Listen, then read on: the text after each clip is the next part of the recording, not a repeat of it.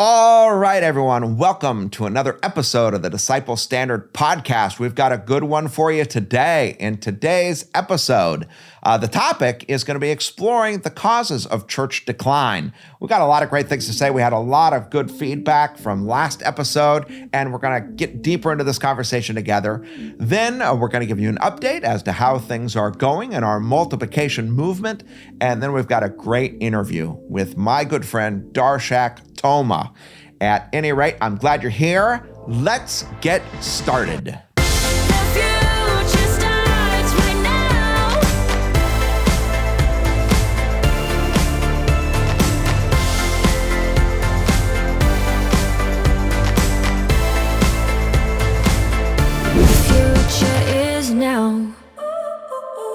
All right, everybody, as we get into the topic for today, here's what we're going to talk about: exploring the causes of church decline. So, Jake, last week, the episode was about the general trend of decline in church membership and church attendance across North America over the last, let's say, 20 years. So one of the articles we brought up was this one from Gallup about church membership. And we talked about this chart that since 1940, Gallup has been asking people this question: do you happen to be a member of a church, synagogue, or mosque? And since 1940, all the way really up until the year 2000, it was about 70% of people. They were part of a church, synagogue, or mosque. But right at 2000, all of a sudden, what was working stopped. Somehow you can just see there was decline, and then it's become more rapid decline. We dipped into the 60s, and then for the first time into the 50s, and now we dipped past 50, and now only 47% claim to be a member of a church, synagogue, or mosque. And so there's some, acceleration in the decline. We even talked about the last couple of years now with COVID. There was this article put out by the Institute for Family Studies, and just, about church attendance in 2019, 2020, and 2021. The numbers are really clear. The percent of those who regularly attend church has gone down. The percent of those who attend church irregularly, just a few times a year, has gone down. The percent of those who say they never or seldom attend has risen steeply. And so, there was already this trend, and it was accelerating, but now in the last few years, it's falling off a cliff. And we also spent a little time talking about our own denomination, the Christian Reformed Church, as an example of this. So you can see a chart we're putting on the screen here of the total membership of the Christian Reformed Church in decades from 1996 to 2006 to 2016. And you can see that from 1996 to 2006, we dropped 6.7%, so the decline was starting. From 2006 to 2016, the decline accelerated. We're now 13.3% drop. And now we're just 5 years in to the next decade, so to speak. But in just those 5 years, we've already lost another 10.3%, which means if nothing else intervenes, we're likely to be more than 20% loss in this decade. So the decline is slowly but surely accelerating.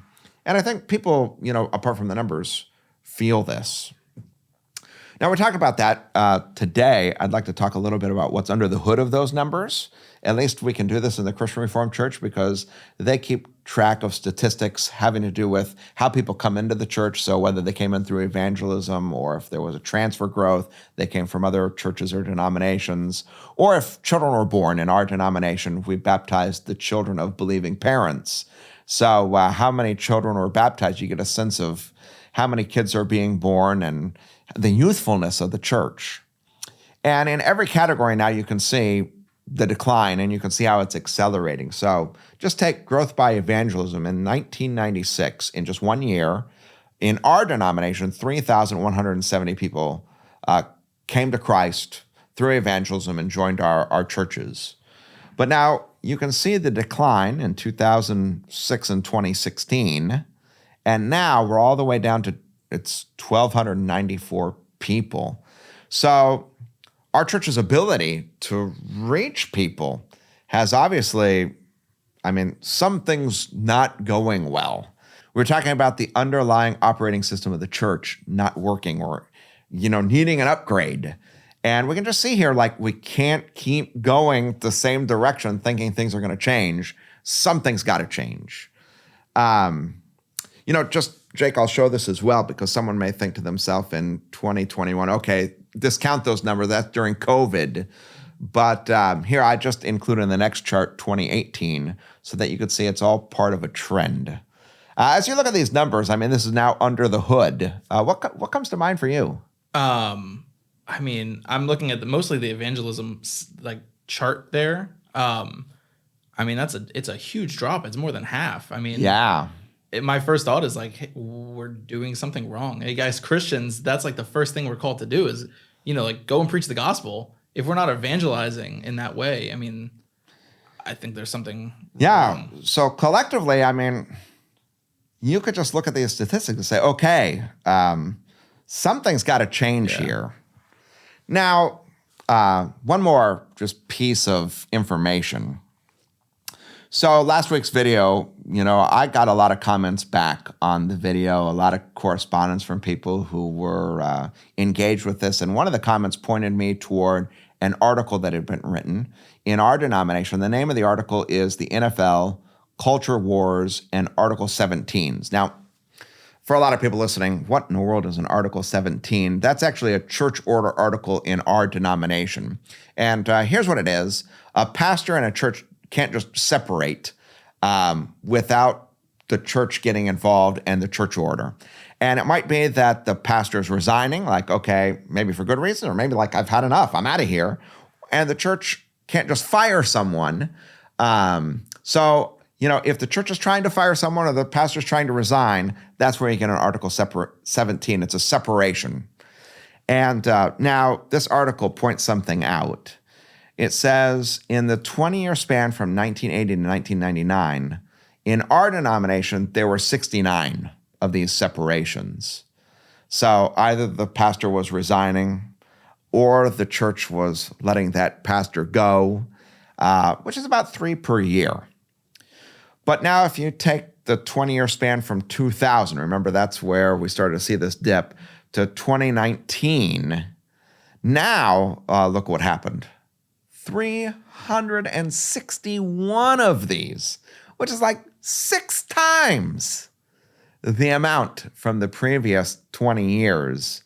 We're on 18 per year. And the point this article is making is, okay, the NFL, we just had the Super Bowl this last week. In the NFL, if you're on a losing team, what ends up happening? The coach has got to go. And what this article is saying, hey, there's an analogy there. Everyone senses the church losing. And somebody's got to be held responsible. And so the pastors are the casualty here. This is accelerating. People are dissatisfied. They don't know what to do. There's no way forward. We just sense that we're losing. And so, now we have all the pastors sort of in the same position as the head coaches, somebody's got to go. And anyway, I doubt that, if you compare these two 20-year period of times, just on average, the pastors were any more or less effective. They probably all had, on average, the same heart, the same zeal. What ended up happening is the underlying operating system, there's something wrong. Either external factors, our culture and society have changed, or internal factors, the way in which we're approaching church, just it's not working or it's the wrong kind of thing. But that's a situation. Any thoughts on this, Jake? Yeah, a few. With the first statistic, that 69 from that the first 20-year period, I thought that was a lot because I feel like it doesn't happen often. But you said 6 times. That's insane to think about. I know. How that happens. And I loved how you said that. You're hey, somebody's got to take responsibility. But I think, even the people in the church should take the responsibility just as much. Right. So, I know there's a lot of hurt and pain, both for the pastors and for the churches that have lost their pastors in this. this is the collective loss that we're experiencing. And anyway, I think these statistics just point out just maintaining this legacy system, let's keep on going, whistling along, everything's fine. That cannot be the approach. At any rate, here's what I did, Jake. Because so many people started commenting on last week's video, I actually started, I got emails from people on social media sent some comments. I kind of arranged the discussion that we were getting from people into a few different categories, and maybe we'll just work our way through, because I think what we're trying to do is just open a conversation here about what's really going on and how to come to terms with it. And maybe this will even generate even more conversation. I hope it does. Here's the first kind of comment, and I'll just put it in the category of you've got to take gospel-sized imperfect action. I received this by email. One of my fellow colleagues, a pastor, wrote me this. He says, if I or you do nothing, nothing can happen. But if I or you do something, then he writes, anything. God can use our humblest efforts to accomplish great things for his kingdom. I think that too many in leadership fear doing something wrong, so much so that they don't take any action. I thought this was pretty insightful. Sometimes when things aren't going well, you just, in fear, you just would, let me stop. But now's not the moment to stop. I mean, in a sense, that's what this podcast is all about. We're encouraging people. I mean, we're almost being provocative about it. We can't stay here. We've got to upgrade the operating system of the church. And that's why one of our key phrases is this, taking gospel-sized, imperfect action. Wonder if you have any thoughts, Jake? Oh, yeah. I love this comment. Because two things come to mind. The first one is, like you said, like fear is almost paralyzing. Yeah. Like you get caught up with trying, like he said, fear of doing something wrong that we just are frozen. But it reminds me almost of that verse in Malachi, where I don't remember exactly where, but it talks about specifically for tithing. But God says to test me that just give a little bit and see that I won't throw up in the floodgates. Like it's the same kind of concept where even if we do something, right? Okay. That little bit can go a long way, and God can use what we do. Yeah. And, this phrase, taking gospel-sized, imperfect action, it obviously is emphasizing progress over perfection, right? Like, hey, we got to just, don't worry about being perfect. We got to go. But especially as Christians, when we have the gospel, what are we worried about? Let's be bold. Let's be courageous. Maybe God's Spirit is using these difficult times to move the church forward. And I'm hoping that as people hear this, they'll hear a call like, okay, I'm privileged to live during this time. And what an opportunity this could be. Anyway, that's the first comment. The next set of comments, I guess I'll just put in the category of this, the need for a defined approach to gospel and disciple making. So here was a comment that came by social media from one of my colleagues, fellow pastor. He said, in our church, we saw attendance decline with the pandemic. Some of this was health, but some of it was discipleship. He says, i.e., a confusion of what the gospel and church is. And then he talks about how comfort, ease, and convenience are what we hear all around us. So why bother showing up, caring for one another, serving, fellowship, and etc., if you can get content streamed to your device? So I really thought that this was a pretty insightful comment. I think what he's saying is this: look, COVID revealed something. And I think maybe what it revealed is this: our model of just having people kind of gather around and attend a worship service that just surrounds like one person, the pastor, or just a few people, and you're just more or less kind of taking it in passively. There are a lot of people, as it turns out, who didn't understand the gospel, who weren't fired up and passionate about Jesus. Jesus calls us to take up his cross and follow him and die to ourselves. And I think that's what he's getting at here: comfort, ease, convenience. I mean, hey, there are a lot of Christians who weren't like, hey, let's go. Something was wrong in the underlying process of helping people know the gospel and discipling them. And so I think there's a need for a more defined approach to get rid of this confusion. Here's another comment that I thought, well, it was short on the one hand, but well put, talking about our denomination. Says the biggest reason for the decline is a confusion about what the CRCNA actually is and what she stands for.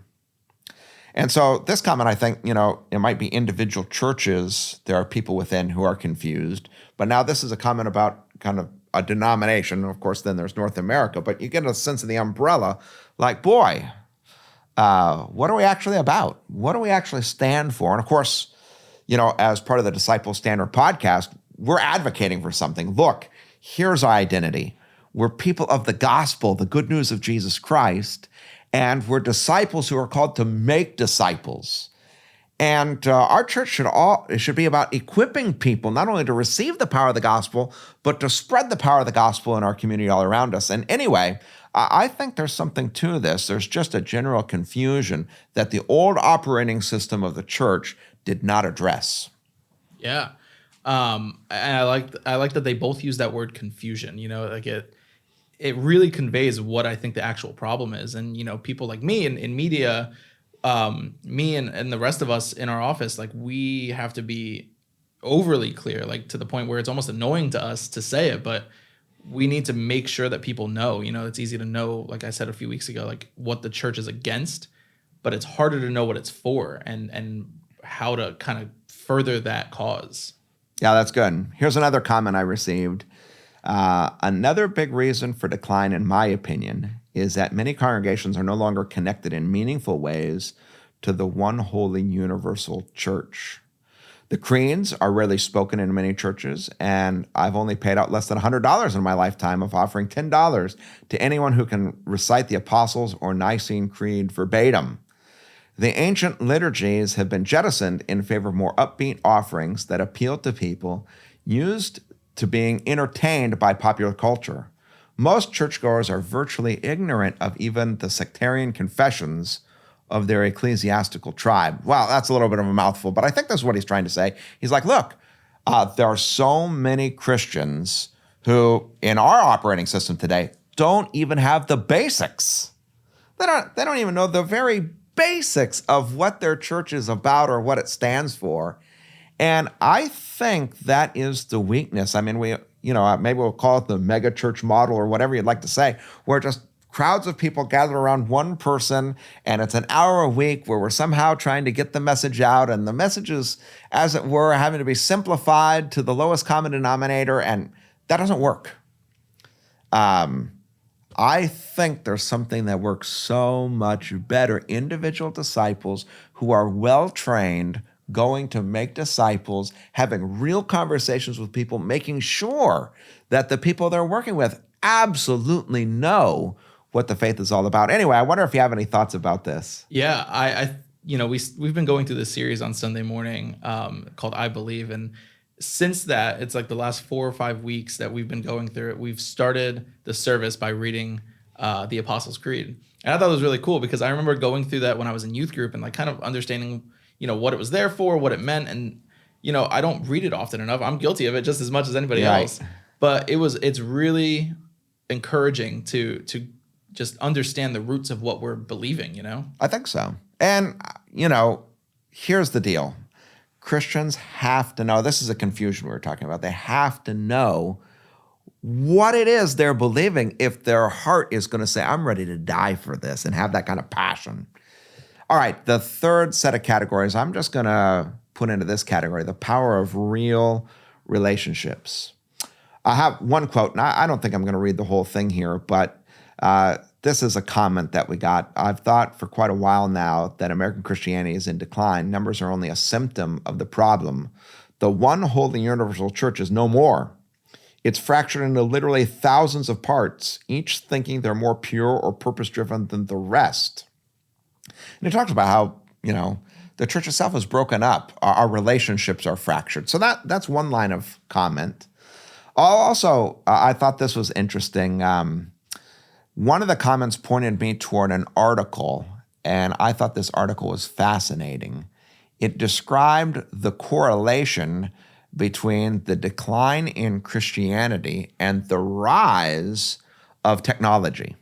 and how people now have in their hand one of these, a phone, right, that maybe is somehow or another the internet, social media responsible for some of this decline. I thought this was worth exploring a little bit. Here's what this person wrote. He says, I knew how Christianity is declining in the USA. Both Gallup and Pew Research Center have been reporting this trend for some time now. Using their data, I discovered that the increase of religious nuns is strongly correlated with the use of new technologies. Both sources of religious decline strongly correlated with every metric of technology I could find: mobile, cellular subscriptions, percentage using the internet, households with broadband, average daily time on digital media, and percentage on social media all strongly correlate with the rise of people saying that they have no religion from both Gallup and Pew Research Center. Anyway, he goes on to say, look, it might be correlation is not the same thing as causation. That, okay, there's technology, there's cell phones, therefore Christianity is out. But I actually think there is something about this. And I think it's the power of real, genuine, personal relationships. Now, instead of just talking to each other, people text each other. Or instead of, getting together and discussing things, they'll just tweet at each other. Or, however you might like to put it. Social media, on the one hand, brings us close together. On the other hand, pulls us further apart. And I think it is the case today that the church, which is a community-building organization, is struggling against the isolationist tendencies that our newest technologies are causing in our culture. And Jake, we have a media department here where we're using social media. Even now, if you're watching this, it's not going away. So we can't say to ourselves, oh, I got the solution. Let's just get rid of, all our cell phones. That's not going to happen. The church has got to make an adjustment. Wonder if you have any thoughts. Yeah, I mean, like you said, we have a whole team of people, me included, who use media to preach the gospel and to make that clear connection to what the church is. I think it's a double-edged sword. It's equally as powerful to bring people together as it is to divide them. Right. And so I think as media people, for me, and just in general, the church should be using media and social media or whatever you want to use to preach that gospel, to overly to bring communicate. people together. Yeah, to bring them together, yeah. But regardless, here's something that's not going to go out of fashion or style. Real, genuine friendships and relationships. And I think the church has got to lean into that. People are yearning for it. Here's another comment. I wonder what you think about this. It says, a contributing factor could be the alarming amount of churches who preached YouTube church was real church and attendance was optional over the last couple of years. Weak pastors and elders not calling their congregation to worship, following their duties as laid out in Scripture and summarized in the church order. This, he says, I believe, will be the leading cause of decline of church attendance in 2022 and beyond, unless pastors and elders can do their God-given duty to call their people to gather for worship. We may have any number of thoughts about this. One, of course, is that there are people who aren't able to gather for worship, health concerns, and there always has been. So to a certain extent, the technology is a blessing because people who otherwise would have been shut out can now come near. But look, I think he's onto something here, which is church, by its very nature, is filled with real relationships, people encountering each other. And I think God uses that. It's not going to go away.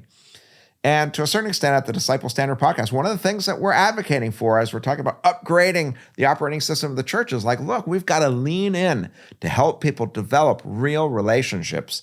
And when we make disciples and tell them, make disciples, and tell them, make disciples, it's going to be done in a way that it's not, it's not going to be like, go to this platform. No, let's talk and let's relate to each other. I think there's something there.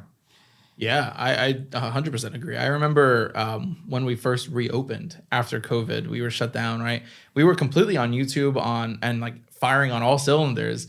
Not that we aren't now, but even more so, I think. And I remember encouraging, and we really made it a point to encourage people to come back. And that was all of the promotional videos that we made made that point of like, hey, this is a people place, like Right.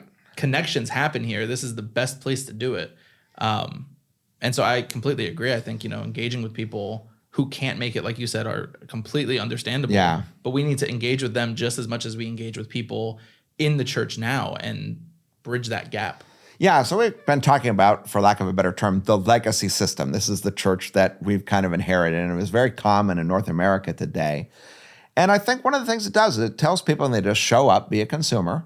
You don't have to engage with people. I mean, you sit in your seat, you consume the service, you listen to some music, you listen to the sermon, and then you go, and you can come and go anonymously. And I think the churches have sort of wanted to be seeker friendly, and they wanted people to be able to come and go anonymously, but that doesn't work it's not working. You can see the numbers falling off. There's nothing like real, genuine, personal, loving relationships that are transformed by the gospel of Jesus. And anyway, we've got a system that helps prepare people for this. And by the way, you may have been listening in for any number of weeks now. Just encourage you to reach out to us. If this is in any way intriguing to you, we'd love for you to become a part of this movement. It's a multiplying movement. God wants to multiply through his people. And anyway, I'm encouraging you to do like you have in the past, like, comment, share, let us know what you're thinking. We're glad that you're joining us week by week. That ends this segment, but now we're going to move on to the next segment, which is an update. Here comes the tipping point.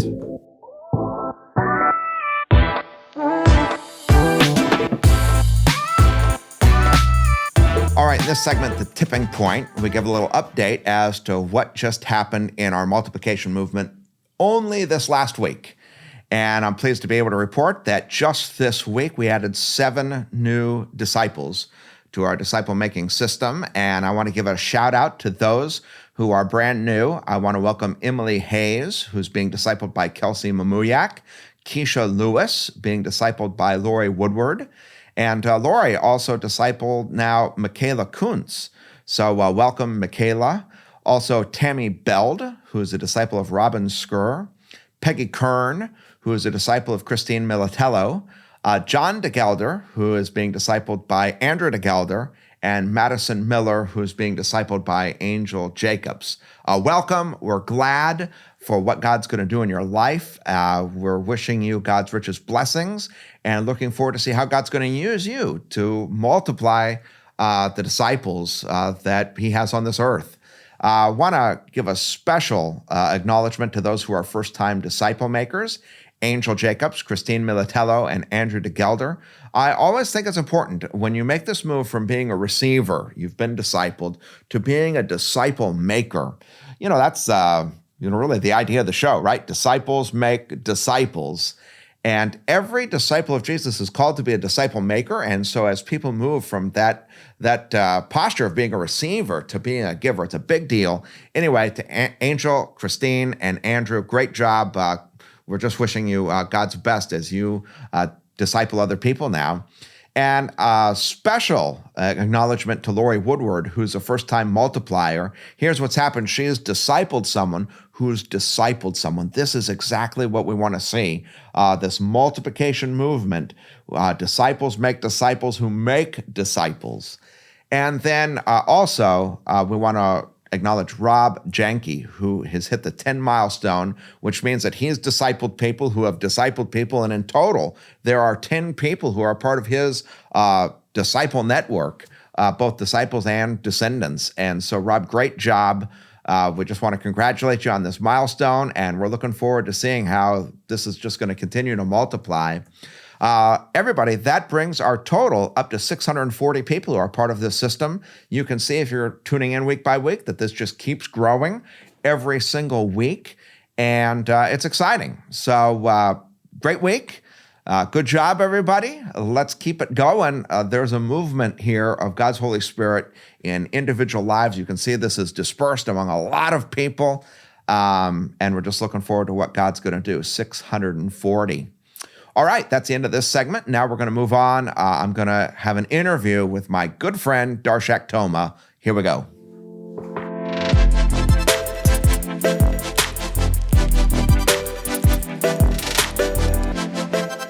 All right, everyone. I'm really pleased to welcome to the show today my really good friend, Darshak Toma. We've known each other for years. In fact, I think 20, 21 years already. And, God's allowed us to really develop a wonderful friendship over all these years. And actually, that's Darshak, welcome. What I'd really like to talk about is the power of real, genuine relationships and friendships, and how God uses these relationships and friendships for purposes that go well beyond what we could have ever thought or imagined. And the reason for this is I think, we're encouraging people to develop discipling relationships, one-on-one discipleship. And out of that, we really believe in the power of friendship and relationships and how God uses that. And I think there's just a wonderful illustration in our friendship and relationship with each other over all these years. So let me start by telling the story. And if at any moment you want to add something to it, go ahead. But Darshak and I first met each other when my wife Andrea and I moved to Nigeria to become a missionary in Nigeria. And one of the things that we were called to do is teach at a school, Veenstra Seminary. And Darshak was one of our students, one of my students. And beyond a student, we developed a very close friendship. In fact, I'm going to have Jake just put on the screen. I have a picture here, Darshak, of you at our house. You're right next to my wife, Andrea. It looks like we're playing dominoes in this picture.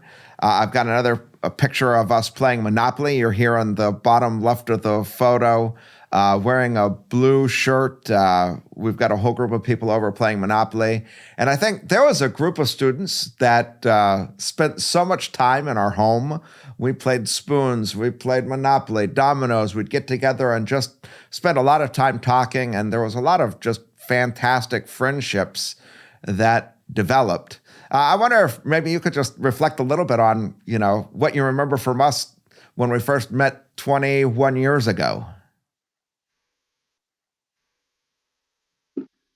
Uh, it was a privilege knowing you 21 years ago. I don't remember exactly when and how the friendship started, but I know that I was single. I wasn't married then, and uh, the those from the married quarters told us, "Oh, we've been going to the Vanderplug's house to play games," and we came also. We went to your house to play to play games, and from there, we the friendship started, and yeah. Yeah, it's been great. I have a picture here as well. Uh, my wife and you taught in the children's school at Veenstra Seminary. I've got a picture of you here teaching. And then I have a picture of your class, all the seminarians who were together with Andrea and I in the center. And you're sitting actually very close to me. And I think it's just been great. I mean, I reflect on all the time we spent together. And, to a certain extent, when Andrea and I left Nigeria, we couldn't have imagined that it would be possible that our friendship would be able to continue, because at that time, the internet wasn't around. We didn't have all the technology we do today. But soon we found each other through Facebook or through the internet. Yeah. And at any rate, because we had such a great relationship when we were in Nigeria, you at one point reached out because you are now a pastor and you were thinking about furthering your education and you were wondering about coming to the United States. And so Andrew and I were able to assist with that. And eventually you moved to Michigan and enrolled in Calvin Seminary. And you got a first master's degree and I think a second master's degree. And now you're at another school pursuing your doctoral work in Old Testament studies. But what I want to reflect on through all of that, we were able to just maintain contact with each other. We started talking together about, God's kingdom and how He's worked in our lives. And we started talking about church planting. And maybe you can just say a little bit about what happened.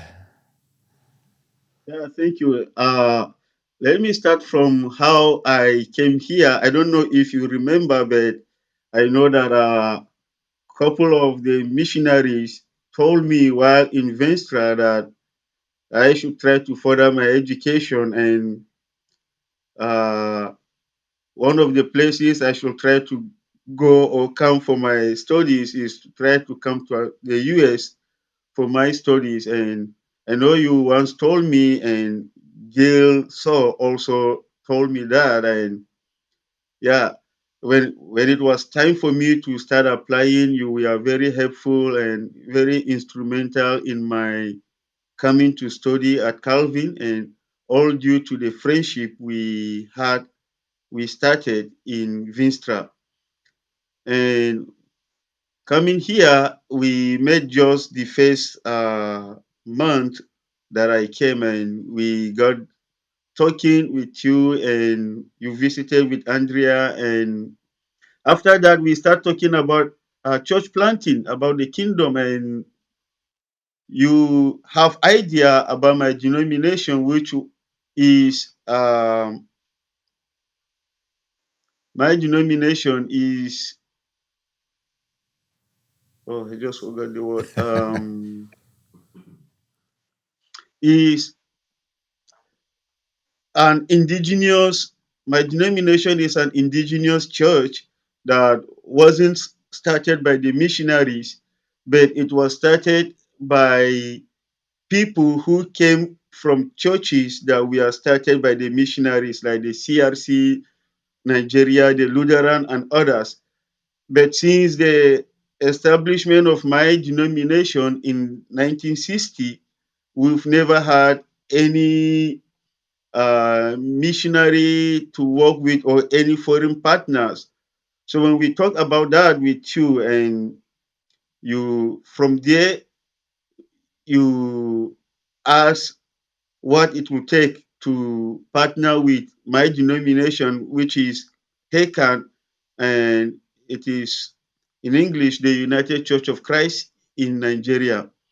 And we started partnering in 2015, and here we are today. We've already planted 8 churches.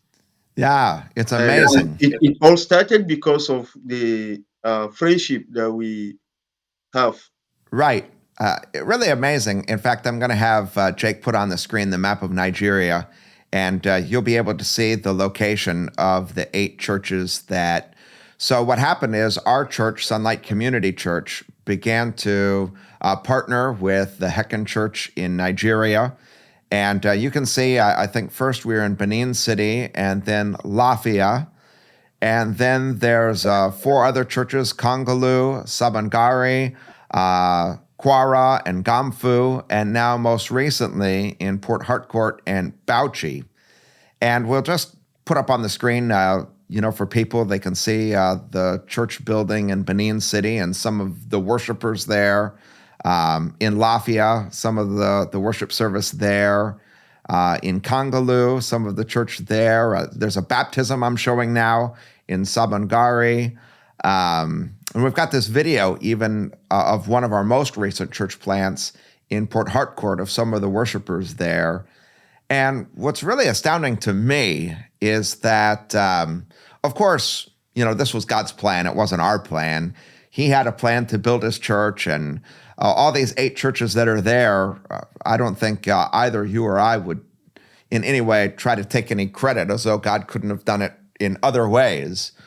But there was a friendship that got started, and it was just a genuine personal relationship. And what we didn't know was that God could use that in ways that we could have never even imagined.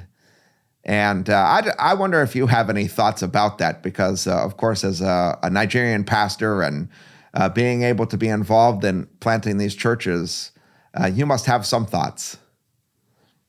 Uh, like you said, God could have used another means, another ways, or some other people to plant these churches. Uh, but He used our friendship, and I know that everything has a purpose. When we started the friendship back in 2001, I didn't know it was going to be something for the kingdom and not just between the two of us. or our families, but for God's kingdom. And now, as you mentioned, not just the baptism at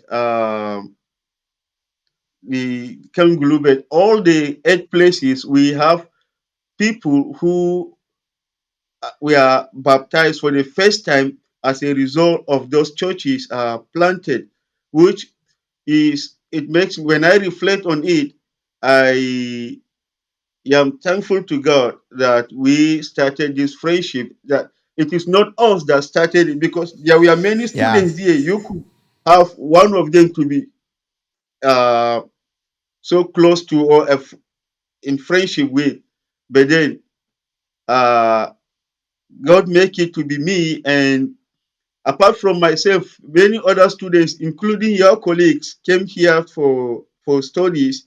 And so I see it as God working his way to fulfill his plan, which is not known to us at the beginning when we started. And even now, we don't know where God is going to take uh, the friendship and now the partnership with